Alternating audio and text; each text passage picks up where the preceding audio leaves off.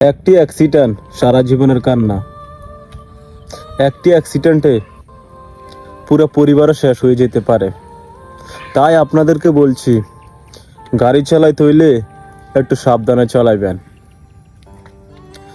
প্রতিদিনে বাইক অ্যাক্সিডেন্টে শত শত পোলাপাইন শেষ হয়ে যাচ্ছে, কত মায়ের বুক খালি হয়ে যাচ্ছে। এগুলো দেখে ফেসবুকে আসলে অনেক খারাপ লাগে, তাই ভিডিওটা না বানিয়ে পারলাম না।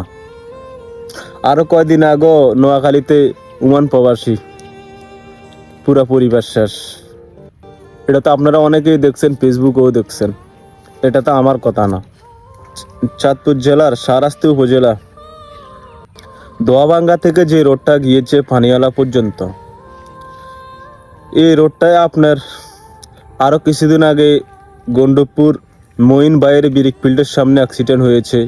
সেটা তো আপনারা সিসিটিভির ফুটেজে আপনারা দেখছেন অনেকেই অ্যাক্সিডেন্টটা।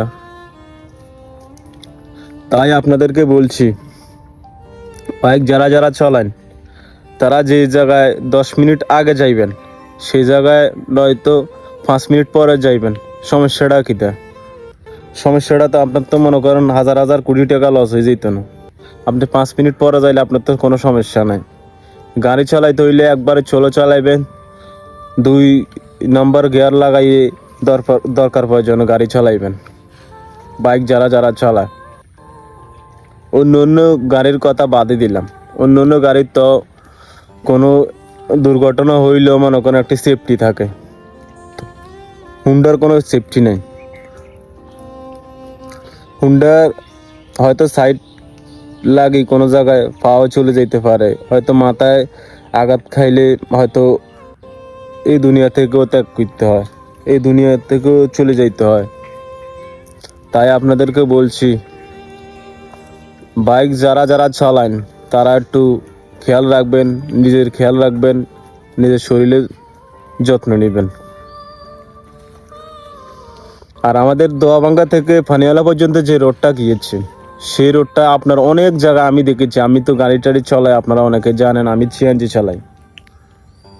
এই রোডটা আপনার সাইডে আপনার অনেক জায়গায় ভাঙ্গা আছে।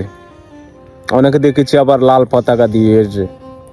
লাল পতাকা দিয়ে লাভ কি? আপনারা যদি রোডে দেখা গেছে আপনার এখানে আপনার 4 থেকে 5 ওড়া মাড়ি লাগবে, আপনারা যদি মাড়ি দিয়ে এই কাজটি করে দিতেন, হয়তো এই এত বড় অ্যাক্সিডেন্ট থেকে মানুষ, হয়তো হাজার হাজার মানুষ বেঁচে যেত, একটি পরিবারও বেঁচে যায় আপনাদের এই মাড়ির উসুল্লায়।